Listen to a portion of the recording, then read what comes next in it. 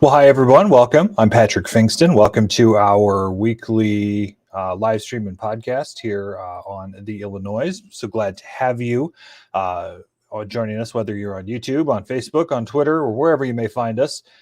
We try and do this every week on Wednesdays at noon. So we have a little lunchtime conversation with people in the news, making the laws, talking about the laws, etc. And also getting some perspective from our friends around different corners of media. So coming up, we'll talk to Representative Mark Batnick from Plainfield. He's leaving the legislature at the end of this term. And I know for those of us that like the sane, likable, accessible politician, will be sad to see him go. We'll also have Ted Mcclelland on the phone. He is a writer for Chicago Magazine, occasionally drives me completely crazy with the things he writes. So he's got a new piece out on Darren Bailey and the cultural divide between Bailey and the rest of the state, at least, but definitely along with the city. And subscribers today got a piece on what's actually in this new criminal reform law that was passed at 5 a.m. in the Senate in early 2021 and literally in the House just a couple of minutes before the legislature was set to adjourn for good, right as Chris Welch was elected speaker in early 2021. And there continues to be some concern on both sides of the aisle, from prosecutors, from law enforcement, from many different sides, that the law isn't ready yet. I'll just read you a couple of lines here from our story this morning. The full thing will be up here in a little bit on theillinoize.com. There are a few more controversial topics in state government today than the January 1 rollout of the new criminal justice law that ends the long-standing cash bail system in Illinois. Multiple prosecutors and police groups have been raising alarms over the law, known informally as the Safety Act. Quote, "The biggest problem I see with the law is that there are categories of offenses for which, even if defendant is a real threat to the public, they cannot be detained based on the actual charge," said DuPage County State's Attorney Bob Berlin, a Republican. "The legislature has given us an entirely new system to work with, let's acknowledge. Absolutely little to no input from us, the people who have to make this work," said Democratic State's Attorney Julia Reitz from Champaign County. They'll say we had input at 4 a.m. Maybe we had some input, but we did not sit down and say this is how it will work. So what's actually in the bill? Well, we went through quite a few different provisions that are actually laid out in statute. Governor J.B. Pritzker said earlier this month that what we don't want is for someone who's in jail because they've been arrested for low-level offenses to be held in jail for months, maybe even years, because they don't have $200 or $300 to put up for bail, Pritzker said at an unrelated news conference. I think we can all agree that's not fair. Prosecutors agree with the governor to a point. None of us want that. We all agree on that. We absolutely don't want somebody being held in custody on a lower level offense for months or years. I mean, years? Shame on us. We should get sued, Reitz said. "I can only speak for Champaign County. I can't speak for Cook County. But if that's what's happening there, you blow up the entire system for the rest of the state. Tell me where it's happening." Berlin says most of the inmates at the DuPage County Jail are in custody for serious offenses, and he said it was just a handful that are in for lower level offenses. I talked to State Senator Robert Peters this morning. We'll put the full interview up on our YouTube channel here in a little bit and in our story on theillinoize.com. I asked him if Democrats got this right. Yes, this bill is very much right. What we've done is moved away from, particularly in the cash bail side, we moved away from a system based off of wealth and money to a system based off of safety and threat. It's why it has the support of so many victims' rights organizations, particularly in domestic violence and sexual assault. It's why the Illinois Coalition Against Domestic Violence said that this is criminal justice reform that puts survivor safety first. As someone who works and lives in an area of the state where I have to interact with violence on a regular basis and have to deal with the trauma and pain that survivors go through, I think first and foremost, changing our system away from how much money you have in your wallet or how much money you have in your bank account to whether you're a threat to another person is an important and vital reform when it comes to reimagining public safety in our state. Well, clearly there's some difference between the two sides when you get on that issue. So it's going to be interesting to see how it plays out. If the legislature is going to make any changes to it in veto session or we're at a lame duck session, I guess we'll have to see. But there are still a lot of questions that remain as we head into the opening of this law when it goes into effect in January. Let's welcome in now State Representative Mark Batnick. He's a Republican from Plainfield. And Representative, I think we might have a little feedback on your end. So hopefully we'll get that cleared up. But Representative, I want to start with the Safety Act, just since that's what Robert Peters was talking about. Did they get this right? Is this a bill that actually improves public safety in the state? I don't think we've got. All right, we're going to have to pull him out here for just a second. Let me get his audio figured out. He's trying to use a different tool, and sometimes electronics don't always work for us, as we found out last week when we had Doris Turner on. Representative, can you switch your mic to? Oh, and we lost him completely. Hey, welcome to live radio on the web. Live web streams, etc. So it's definitely interesting to see the two sides. He'll be back here in just a second. It's interesting to see the two sides of the argument. Police obviously have been pretty vocal in their frustration about what's in this law and what it does to them. There are some that call it anti-police. Peters disagreed with that assessment, as you can imagine, but it will be interesting to see how it moves on from here. And there we go, Mark Batnick. Welcome, Mark. And let's re-ask this question that I asked you at the beginning here. Does this law actually improve public safety? Well, I think if they thought they got it right, which I think is the term that he used, we wouldn't have had 2, 3, 4 trailer bills and be talking about some other trailer bills to fix it. So for those of you who don't know what a trailer bill is, which I assume everybody watching this probably does, but for those of you who don't, it's basically fixes because something was missed in legislation or it was done improperly. So we've already had multiple trailer bills. I expect there's going to be continue a trailer bill. So I would say it's pretty based on that alone. I think it's easy to say that they didn't get the bill correct. What's the answer? Is it, I know that there's a long-standing idea that cash bail is not fair, and I don't know the answer to that. I mean, I'm just a hayseed from downstate who's stuck in the suburbs these days. But is cash bail fair, or have some of the efforts that have been made, like what Bob Berlin talks about, the $30 a day credit for, that impacts low-level offenders, or even the fact that the Pretrial Fairness Act has had so many more recognizance bonds, or even what can you pay? Is it $50? Is it $100? Is it $200? Has that made it more equitable from that regard, even before this law goes into effect? Well, yeah, a couple things. You would think so, and I'll be honest. This isn't exactly my wheelhouse. I certainly depend on former state's attorney Patrick Windhorst when it comes to handling debate on these issues. But I really tire of the idea that we always need government to fix things. There are millions. I mean, the governor's a billionaire.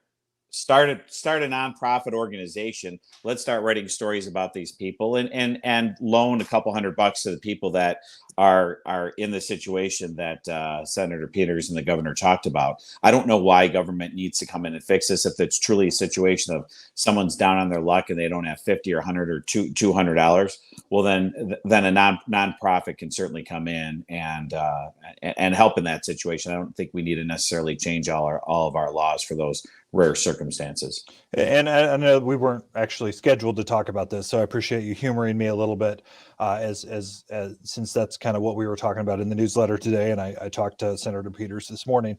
What I did want to talk about were kind of some of the legislative and political issues that are still out there, and we were expecting some sort of special session this summer or fall, I guess, now that there's a delay. Let's start on the gun side. Is there any sort of limit that you or your fellow Republicans in the legislature could ever get behind, to whether it's an ammunition limit, whether it's a magazine size, whether it's an all-out assault weapons ban, which some people support, specifically on the left? What could Republicans get behind? It's interesting. Republicans will get behind something that will solve problems, and there's a couple sides to the gun debate that I definitely want to hit upon today. When the officer was shot at the Thompson Center, there was a package of bills put together into one bill. I think they called it the Bauer bill, and everything that was in that bill would have done nothing to prevent the tragedy that happened at the Thompson Center. So I think sometimes there's a rush when there's something that happens to do something, whether or not that something's going to be effective or not. People want to have the press release and kind of have the cover. I will say there's already been proposals out there. I have a proposal. If a parent needs to sign for somebody under the age of 21 to get their FOID card and then a firearm, they are civilly liable. I want to add the criminal liability to that. You look at the situation that happened in Highland Park. I know he was over 21 when he did the shooting, but he got those weapons when he was, I believe, 19. And the idea that the parent signed the form with no criminal liability just months after the shooter had threatened to kill his family members, I think there's a criminal liability there, not just a civil liability. I also think there's some talk of tweaking the firearm restraining order. I think Representative Wheeler had a press release out with a bill that he's working on in terms of making that a little bit more effective. There's been the idea talked about maybe an assault weapons ban up until the age of 21. A lot of these cases are happening with individuals that are, 16, 17 to maybe 22 years old, some of those style shootings. But let's flip to the other side where I get really frustrated with. How about mandatory sentencing for repeat violent gun offenders? That would have done something in the Bauer case. How about actually getting some of these people off the streets and enforcing the gun laws that we have?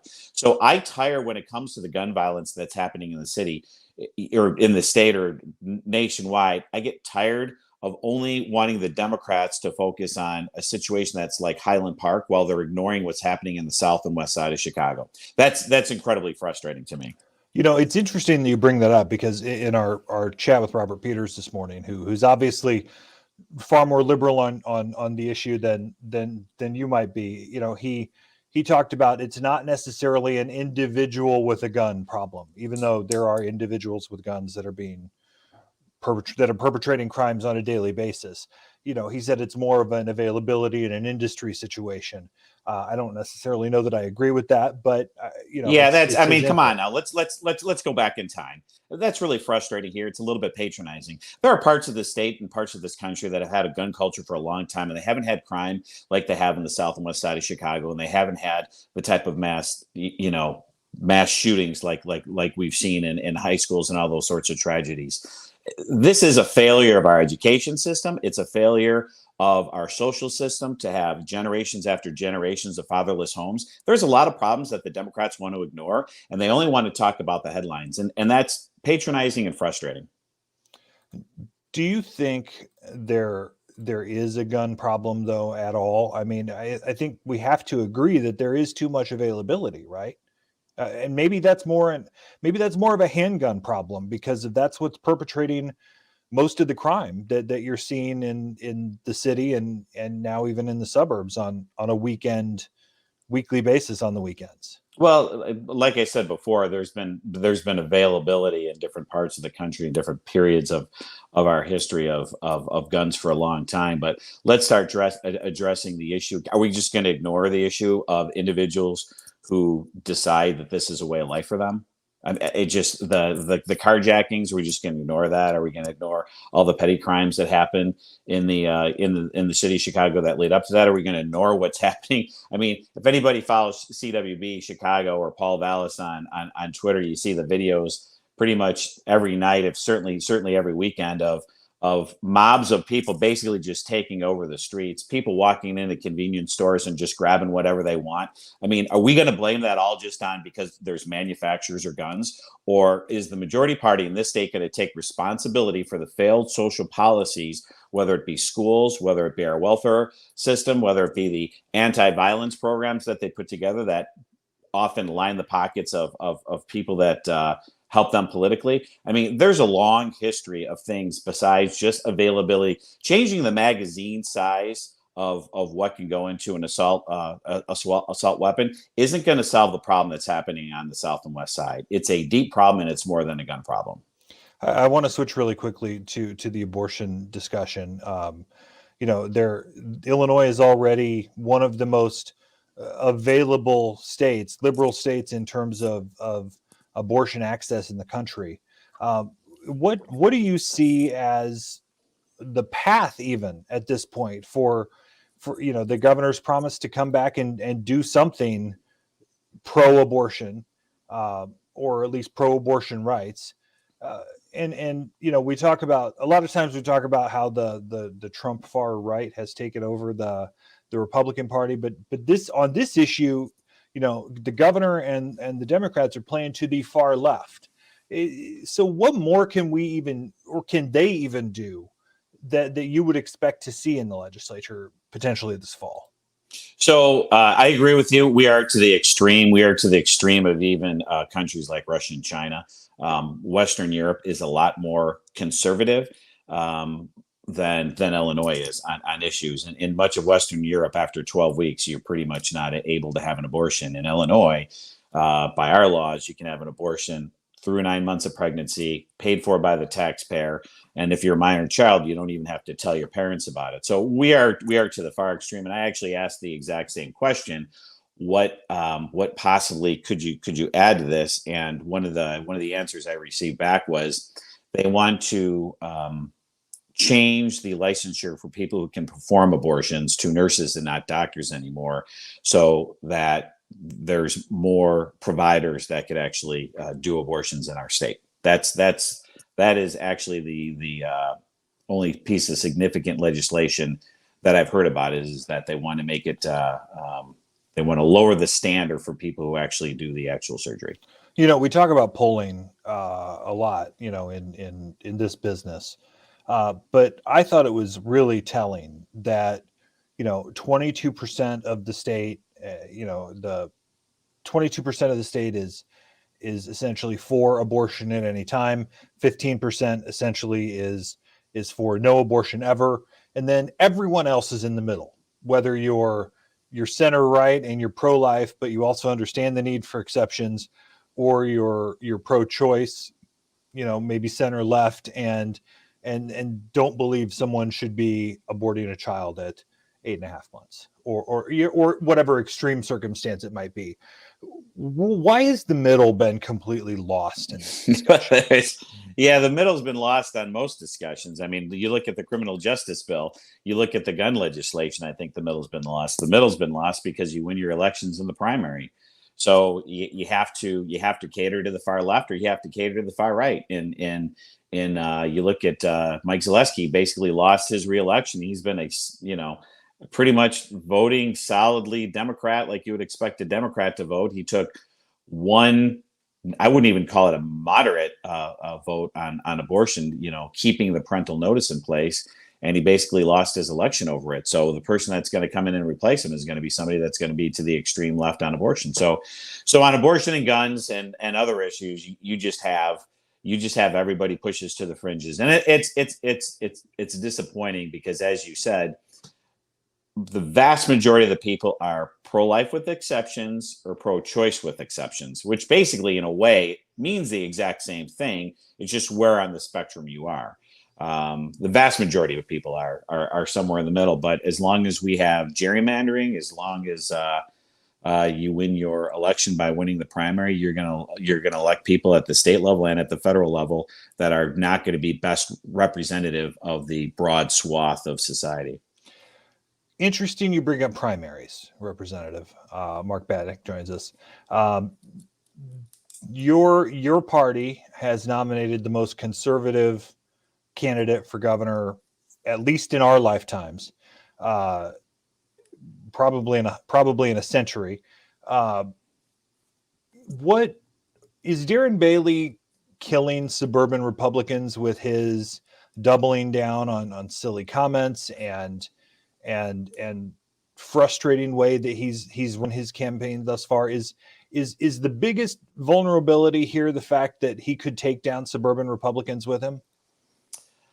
Well, I think every candidate is their own candidate, but obviously the top of the ticket changes things. And I think this is a battlefield that Senator Bailey isn't used to. Senator Bailey has never really had to play to the middle. He hasn't had to play to a suburban crowd. And obviously all the districts are very much individually different. And he's run his gubernatorial race. The Republican primary electorate in Illinois doesn't quite match his district, what his district would be in a general election, but it's much closer than what a general election in his district is versus a general election in a statewide election. So he can plan and kind of play the same tune in the Republican primary with help from some outside groups, including Governor Pritzker. He could kind of play the same tune, and that would work in a Republican primary. I think he's going to have to learn to play a little bit differently to understand a general I wouldn't even say a suburban voter, but just a general election voter. Well, I've said he seems to be doing a great job running for governor of Southern Illinois. You know, it's not a message that's playing to the 7.5 million people that live in Cook, Lake, DuPage, and Will counties. Sure, and I think some of the issues that mandatory minimum for violent gun offenders, it isn't a hard thing to say, and it isn't off of his platform. But I think there's some nuanced things like that he needs to focus on in order to pull in that. Suburban voter is a broad term. I don't even want to use moderate voter. I don't consider myself a moderate at all. I think I'm more of a true conservative. I'm a tough on crime guy. And there's those types of voters exist. They're sprinkled throughout the state. They're just not in the suburbs.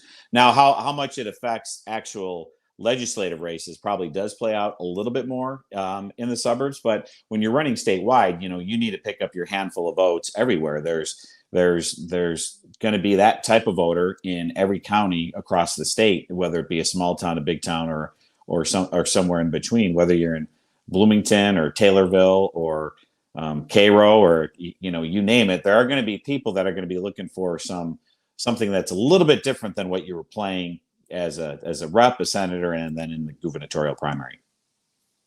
What can Republicans do, in your opinion, in this state to become relevant again? Whether it's a super minority in the House and Senate, whether it's being wiped out in legislative races or statewide constitutional races. The congressional delegation, the 2 U.S. Senate seats have both been Democrats since 2017. What does your party have to do to make itself relevant again? Yeah, I think we as a party need to start focusing, and we have been. I know the House Republicans have the Reimagine Illinois.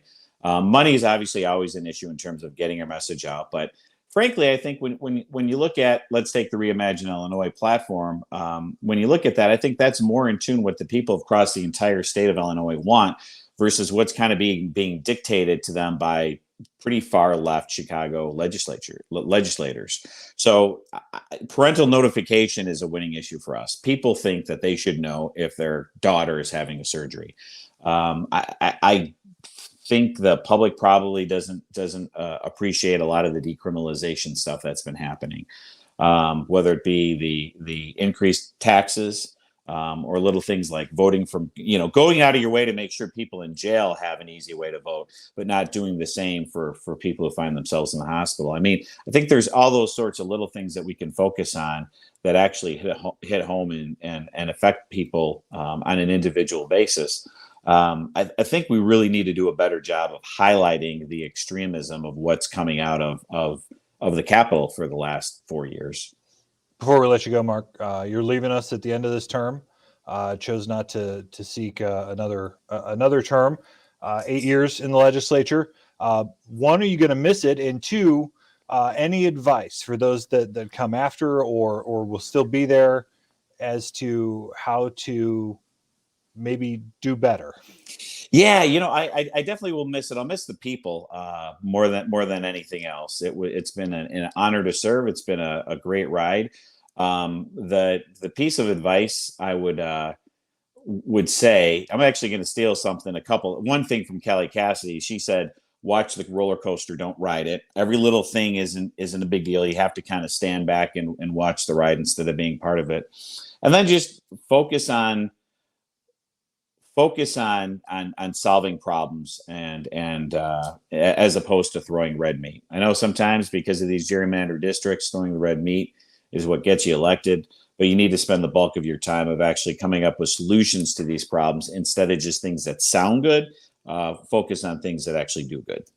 Representative Mark Batnick. Representative, thanks for the time. Hopefully we'll continue chatting even in or past the House. We're always going to appreciate your perspective. Thanks so much. Thank you for having me on. Take care.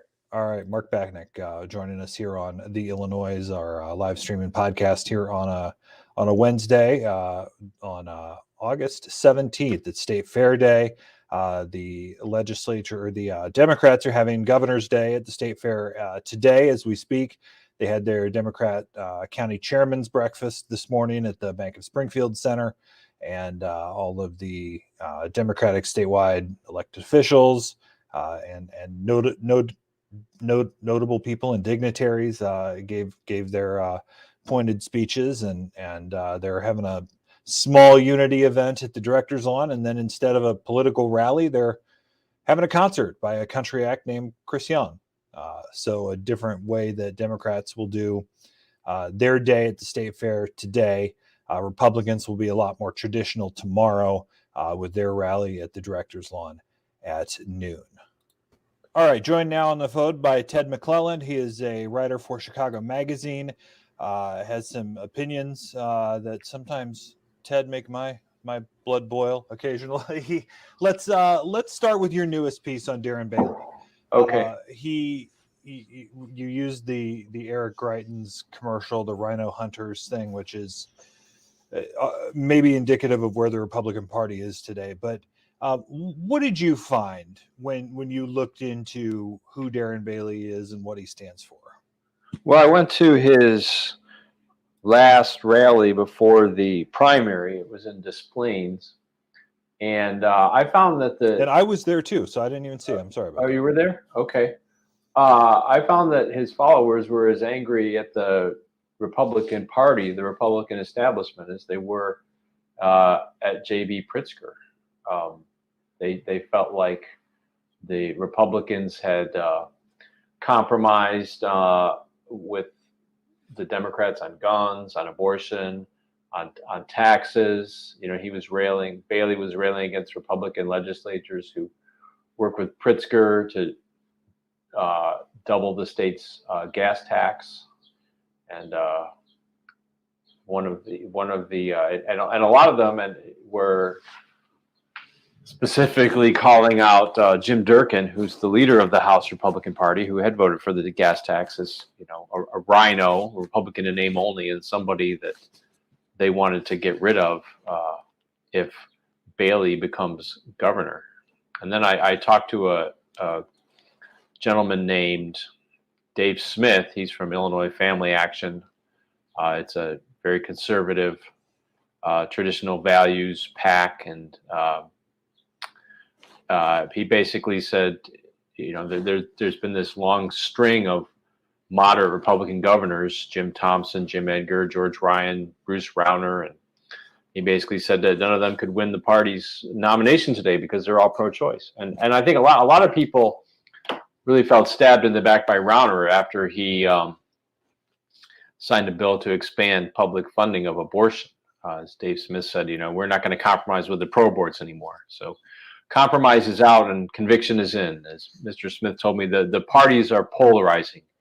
The Democrats are getting more liberal and the Republicans are getting more conservative. And I think you could certainly see that. I mean, look at the Illinois Democrats passed, I think, probably one of the most permissive abortion laws in the country.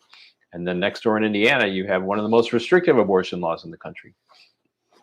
Mhm. It's interesting that, I used to think that the mainstream of the party, I've worked Republican campaigns, 2012, 2014, 2016, 2018, 2020. So, I mean, I've been around the block, and it used to be that even pro-life Republicans would be willing to quote unquote hold their nose for a pro-choice Republican. Mark Kirk is a great example, right? Because they want to win. Yeah. It seems as if the Republican electorate has thrown the baby out with the bathwater and no longer cares to win. Well, Bailey says that he would not seek to overturn abortion. I mean, but I think that's a matter of. Well, he knows he doesn't have the votes. Well, exactly, yeah. And but then he went on to say, banning abortion is not the answer. We need to create a culture of life, but that's a political necessity. He said that there aren't the votes to do that in the General Assembly. I'm sure if it were, if he could rule by fiat, he would. I mean, I think he said once that he would want a 12-year-old to have an abortion, even if she was raped. So, but I think that politics has really been nationalized. The entire Republican Party is under the thrall of Trump, who endorsed Bailey, and a MAGA Republican in Illinois is like a MAGA Republican in Alabama. There used to be a time when you could have conservative Democrats in the South and liberal Republicans in the North, but that time seems to have passed. It does seem as if the far right and the far left have kind of taken over the two parties. Right. I look at the abortion polling, that shows 2/3 of the electorate in this state is somewhere in the middle, either some restrictions or some exceptions, etc. And I think that Bailey's at least political position may be actually closer to the middle, because the Reproductive Health Act says that a fetus has no rights in Illinois up to the time of birth, which I think is probably one of the extremes, one of the positions that, as you said, a lot of people would find extreme. Well, I mean, we have a 9-month-old at home, and I've told this story that, I was generally pretty agnostic on a lot of these issues. And then you hear that heartbeat the first time. Right. Boy, oh boy, does that change your mind as to what is a life and what is real and what needs to be protected. So, and I think that, he would say, I say, too much in radio interviews, sorry, but people may have legitimate misgivings about Illinois becoming, an abortion capital or abortion destination for the entire country. So I don't think either party is, as you said, at the middle where most of the public is. Ted Mcclelland from Chicago Magazine joins us. Ted, what's the feeling among Chicago types, voters, regular people, regular Joes, when they see a guy like Darren Bailey? Well, I just think there's such a cultural disconnect between Bailey and Chicago. I don't think anybody south of I-72 can get elected to a statewide office in Illinois anymore. I mean, Bailey is a real genuine Southerner. He loves guns. He doesn't want to wear a mask. He was going on and on about how he didn't want a mask. I mean, that's what all the Pritzker sucks signs I saw downstate were all about. Where, people who didn't want to wear masks. I mean, he seems like an appealing person. He takes his wife everywhere with him, and he's a farmer. And but he's a Southerner, and this is not a Southern. This is a northern city. I think it may be shocking to some people in Chicago that there are people who think that way and live that way in the state of Illinois. You did a piece on his drawl recently, and he says Illinois. Well, Lisa Madigan said Illinois, so that's okay. I don't think that's necessarily an indicative thing on location, but he, I think it's clear that there are cultural influences that are different, and Southern Illinois has a more Southern influence. You know, Right. there's people who came up from the South, Exactly. but settled in Southern Indiana, Southern Illinois. Like my family came from Germany in 1868 and landed in the middle of the state. Okay. Hence my non-regional diction. And then obviously, you know, the city is a melting pot. So, but when you hear the sound of that voice, and it doesn't mean as much to me just because I'm a downstater growing Right. up, but it's definitely a cultural shock here. Yeah, they think he's a hayseed. Mm-hmm. Is there an arrogance to Chicago voters who think we're better than downstate? I don't know if it's Chicago voters don't think they're better than downstate because Chicago voters don't think about downstate. Let's put it that way. I don't think it's so much an arrogance as it's just a different way of life. And you know, the suburbs now have allied themselves with Chicago politically, and as we know, in Illinois, elections are won and lost in the suburbs. You know, as the Republican Party has adopted this sort of right-wing ideology nationwide, it's really turned off a lot of the suburbs. And as Daniel Biss, who's now the mayor of Evanston, said, you know, one of the big issues that led a lot of suburbanites to abandon their Republican loyalties was abortion. Ted Mcclelland from Chicago Magazine. Ted, thanks so much for the time. Thank you, Patrick. All right. Thanks to Ted Mcclelland for taking time to join us. We taped that a little bit earlier today and had a good conversation with him. You can find his stuff in Chicago Magazine. Some of it makes me a little crazy, admittedly, as he and I are kind of on different sides of the street, but definitely good stuff to read when you can. Let's see if I can share my screen real quick. I don't know that I can. So let's see if it will let me pull up our website, the Illinoize.com, where you can find the latest of what's going on in state news. We'll have our story from today's subscriber-only content on the website here in just a little bit. But otherwise, we have our top headlines and news and opinion pieces, as well as our YouTube and podcast versions of things there. And you can always catch in there. And up here in the top right corner, you can click subscribe and get past the Google ad.